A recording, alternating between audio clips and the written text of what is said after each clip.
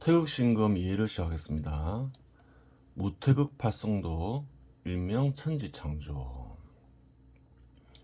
무태극에 대해서 살펴보았죠. 무태극은 생명의 근원이 되는 물질이죠.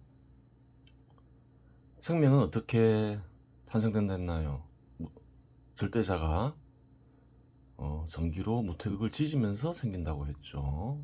따로 설명하지 않겠습니다. 그림으로 표시할 수 있겠죠. 황금색으로 원 중심에서 나선형으로 6줄기로 뻗어나가는 무굴을 그린다. 무굴을 이렇게 그리죠. 각 줄기의 끝을 이으면 원이 되는데 황금색으로 테두리를 그린다. 이렇게 끝을 이렇게 이으면 그래요. 원이 되죠. 원 안에 태극을 그린다. 이렇게 태극 빨간색, 파란색. 태극을 감싸는 선천팔성을 황금색으로 그린다. 그렇죠. 이렇게 삼각형에 대해서 설명을 했죠. 바탕색은 검은색으로 칠하고 하늘색 레전을 그린다. 그래요. 물질이 생기고 생명체가 생겼으니 천지창조라고 이름을 붙일 수도 있는 거예요.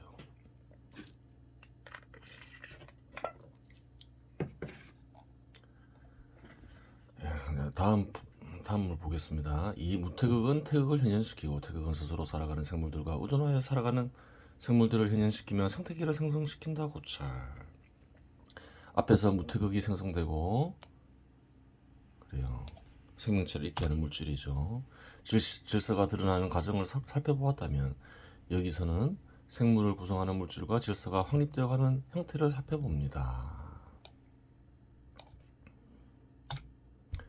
뇌로 인한 전기로 개체가 이루어지는데 조건이 되면 생성되었다가 사라지는 수많은 뇌 역시 내용을 자세히 들여다보면 같지가 않습니다.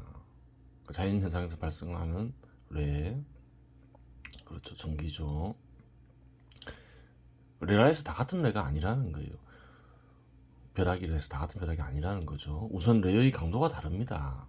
그렇죠. 뇌의 강도를 1에서 100까지 있다고 가정하고 100 이상이 넘어가면 무태극이 파괴된다고 가정합니다.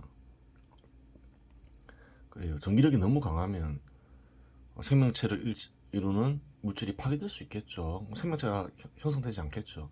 그러면 동일한 조건에서 1의 강도로 레의 영향을 받은 개체와 2의 강도로 레의 영향을 받은 개체의 속성은 다를 수밖에 없습니다. 그래요. 레의 강도에 따라서 개체로 형성되는 생명체의 종류가 달라질 수 있겠죠. 강도 이외에 횟수 역시 개체의 속성에 영향을 미칠 것입니다. 횟수가 많아질수록 분리와 결합 형태는 더욱 고도화될 수밖에 없기 때문입니다. 그래요. 전기로 지지면서 생명체를 만든다고 했는데 지지는 방식을 얘기하고 있는 거죠. 개체가 형성되면서 무태극은 사라지게 되고 무태극이 형성될 때와는 다른 현상이 발생합니다. 화학적 결합이라고 할 수도 있는 물질 결합 상태의 물질들이 부분들로 분리되어 형을 지닌 개체를 형성함으로써 기존의 방식대로는 형성된 개체의 형을 유지할 수 없게 되었습니다. 여기서 분리와 결합하는 형태로서 섭취와 배설의 형식이 나타나게 됩니다. 생명체는 무생물과는 다른 형태로 존재하죠. 섭취와 배설 없이는 생명체가 존재할 수 없죠. 모든 생명체에서 나타나는 형식이 뭔가요? 섭취와 배설이죠. 개체가 속성을 취함으로써 자동적으로 생성되고 유지되는 무태극과는 달리 필요한 물질을 외부로부터 받아들여야 하는데 외부로부터 필요한 물질만을 받아들일 수 없는 관계로 일단 물질을 받아들인 뒤 필요한 것은 취하고 필요 없는 것은 버리는 형식을 갖추게 되니 그 형식이 바로 섭취와 배설입니다. 필요한 물질을 받아들여야 되는데 필요한 것만 또 필요한 양만큼만 받아들일 수 있다면 배설이 필요 없죠. 하지만 그렇지 못하기 때문에 배설 역시 필요하게 되는 거죠. 이러한 섭취와 배설 방식은 화학적 결합과 분리를 바탕으로 하여 발생한 것이기 때문에 화학적 결합과 분리 방식 역시 내재하고 있습니다. 그렇죠. 화학적 결합과 분리 방식이 존재하지 않는다면 이 세상에 생명체 역시 탄생할 수가 없는 거죠. 고도화가 비교적 낮은 수준에 있는 개체에는 무태극이 형성되는 형식의 일정 부분이 여전히 남아있으니 이는 무생물로부터 개체를 이루는 물질을 획득하는 녹색식물이 대표적인 예입니다. 그렇죠. 무생물로부터 필요한 것을 직접 얻는 형식이 있다는 거예요. 사람은 그렇지 않죠. 생명체를 섭취하면서 필요한 것을 얻죠, 대체로. 하지만 녹색식물 역시 무태극보다는 획득하는 방식이 훨씬 고도화되어 있습니다. 녹색식물은 태양의 비대에너지를 이용해 물과 이산화탄소를 포도당 등의 유기물로 전환시키고 산소를 배설하며 개체를 유지합니다. 그렇죠.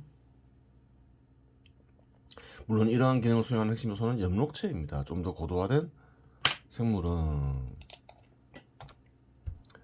보다 효과적인 섭취 방법을 취하게 되는데 초식동물, 육식동물, 잡식동물이 그러합니다. 그래요. 초식동물, 육식동물, 잡식동물은 식물보다 더 고도화되어 있죠. 개체 내부가 고도화되는 정도는 형이 결정되기 이전이기 때문에 가능한 것입니다. 이렇게 무태극이 개체들로 분화되면서 이전에 없던 하나의 질서가 드러나니 바로 그 질서가 생태계입니다. 그래요. 새로운 질서가 드러났죠. 생명체가 없는 곳에서는 생태계가 있을 수 없는 거죠. 생태계의 근원이 된 원인은 형을 지닌 개체가 스스로 섭취와 배설을 통해 개체형을 유지하게 되었기 때문입니다. 그렇죠. 섭취와 배설을 하는 물체가 생긴 거죠.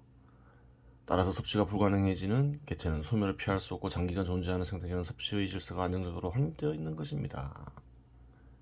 그래요. 장기간 존재하는 생태계 속에서는 섭취의 질서가 안정적으로 확립되어 있겠죠. 따라서 생태계 내의 한 개체는 생태계로부터 자립적인 성향과 동시에 생태계 내에서 섭취 대상으로서 이 두 가지 위치를 지니게 됩니다. 먹고 먹히죠. 인간도 죽으면 먹히죠. 그래요. 다 먹고 먹히는 관계에 있는 거예요. 따라서 개체들 간에도 비례관계가 성립됩니다. 표현상 세 개의 개체가 A, B, C만 있고 A는 B의 섭취 대상이 되고 B는 C의 섭취 대상이 된다고 가정하겠습니다. A는 B의 섭취 대상이 되어야 하니 B의 섭취량보다 양이 많아야 합니다. 그렇죠. 부족하면 B는 그리고 개체 수가 줄어들게 되겠죠. 또 지속적으로 공급해야 되니 A는 B에 공급되어야 하니 A는 일정 기간 섭취할 양만 있어서는 안 되잖아요. 그렇죠. 또한 지속적으로 B의 섭취량을 제공해야 하니 월등히 개체가 많아야 합니다. 따라서 A 양은 B의 섭취량 플러스 A에게 지속적으로 일정한 섭취량을 제공할 수 있는 양이 됩니다. 그렇죠. B에게죠.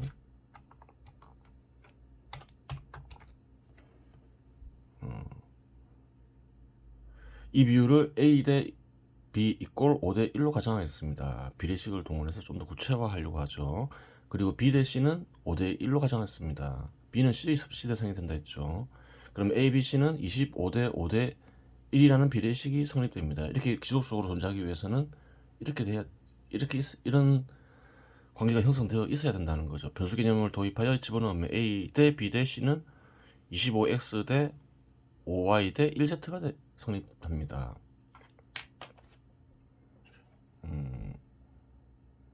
이는 생태계 및 생태계와 유사한 구조의 변동을 파악하는 도구라고 보면 됩니다. 인간 세계에서도 이러한 식이 성립이 되겠죠. 그래요.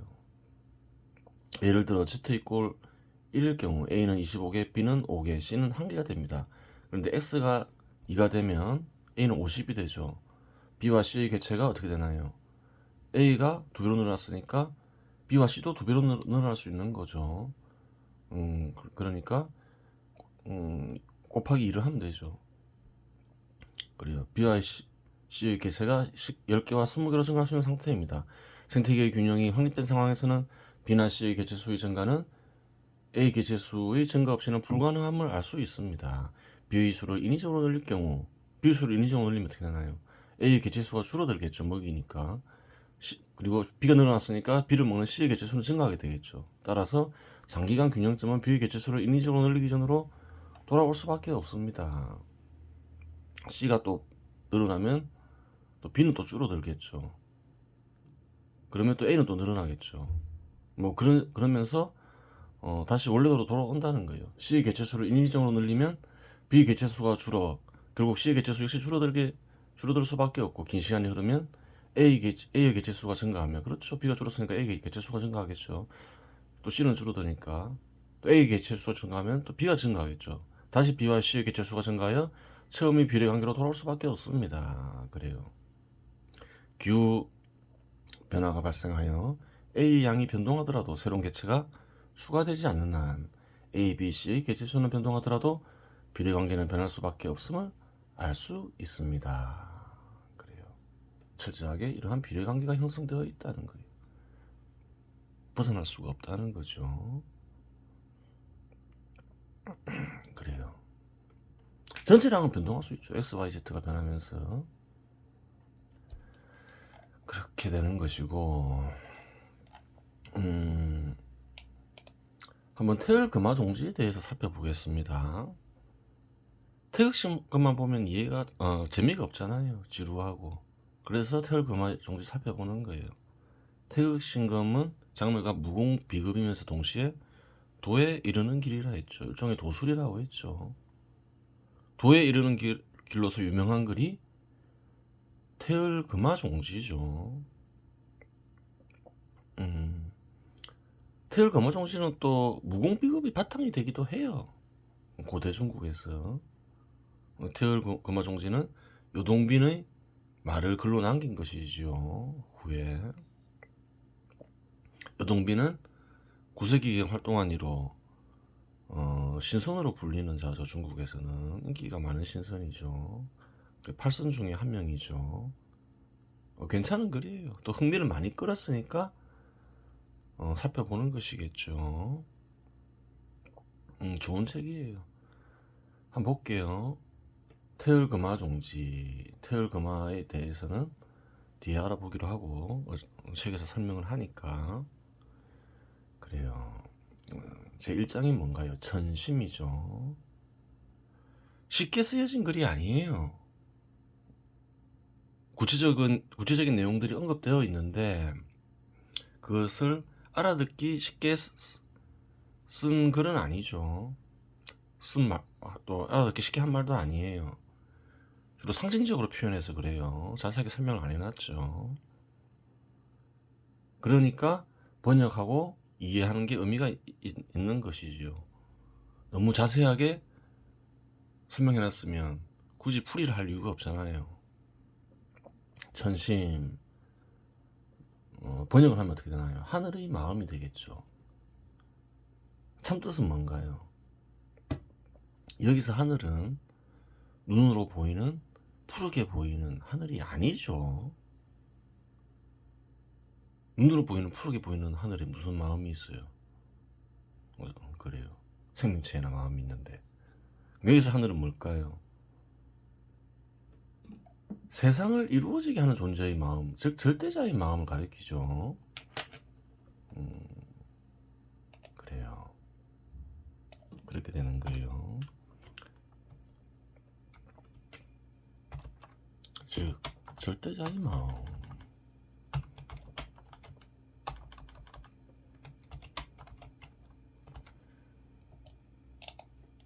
정말이냐 이렇게 생각할 수 있잖아요. 거기에 대해서는 태르 금화종지에 뒤에서 언급이 돼요. 여기서는 따로 언급하지 않겠습니다.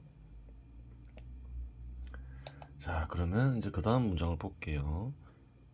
요조왈, 자연왈도, 도무명상, 일성이, 일원신, 이. 번역을 하면 어떻게 되나요? 요동빈 조사가 말하기를 저절로 그러함을 도라고 일컫는다. 자연이라고 하면 현 시대 사람들은 어떻게 이해하나요? 인위적으로 강화되지 않은 대상들, 뭐 그런 것을 주로 자연이라고 하죠. 여기서는 그런 뜻이 아니에요. 저절로 그러함을 도라고 일컫는다. 문자를 뜻대로만 풀이하면 이렇게 되는 거죠. 저절로 그러함이 뭔데? 이렇게 얘기할 수 있잖아요. 도로 설명이 안 되잖아요. 도에는 어떠한 뜻도 없잖아요. 많은 사람들이 도를 진리라고 풀이하기도 하는데 그건 잘못된 풀인 거예요. 오늘날에 흔히 이제 간직된 도의 뜻으로 풀이를 하는 거죠. 그래요. 이 문장에서 도의 정체를 밝히고 또 있어요. 한번 볼게요. 도문명상 일성이 이런 신이 도를 보고 이런 신이라고 분명히 밝히고 있죠. 이런 신은 뭔가요? 하나의 으뜸된 신이라 풀이할 수도 있고 오로지 으뜸된 하나의 신 뭐 이렇게 풀이할 수도 있겠죠. 뭐 어떻게 풀이하든 뭐 중요한 건 아니에요.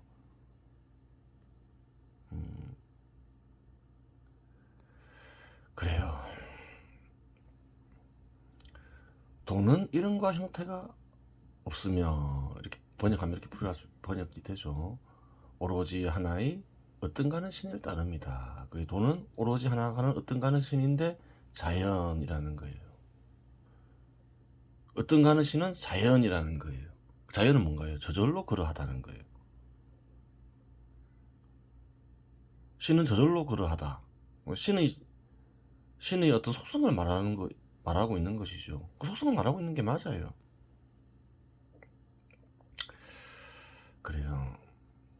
명상이 없다. 이것은 무엇을 뜻하는 것일까요? 이름이 없다. 사람들은 신을 인식하기 위해서 이름을 많이 이용하기도 하죠.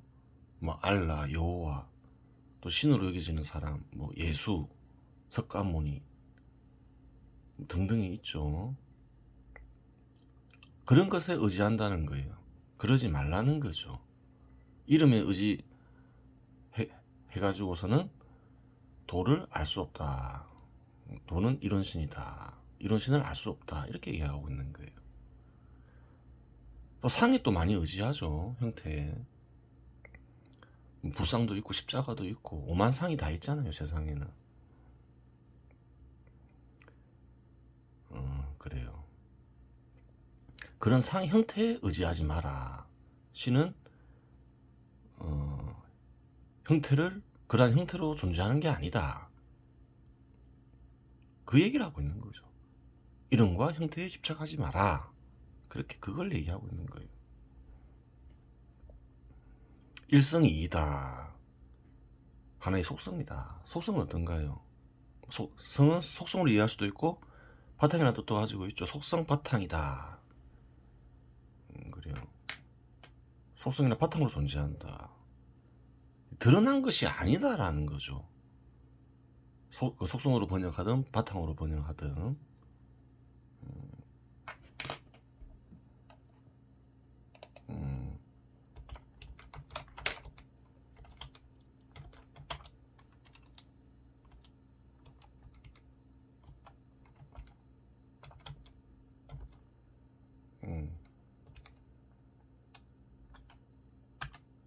바탕이며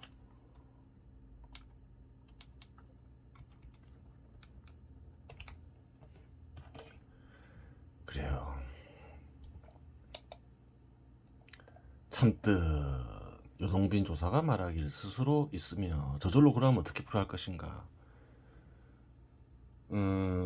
하나의 어떤가는 신 저절로 하나의 어떤가는 신은 저절로 그러하다. 이건 무엇을 얘기하고 싶은가요? 누군가에 의해서 인위적으로 만들어진 것이 아니다라는 얘기인 거죠. 그래요.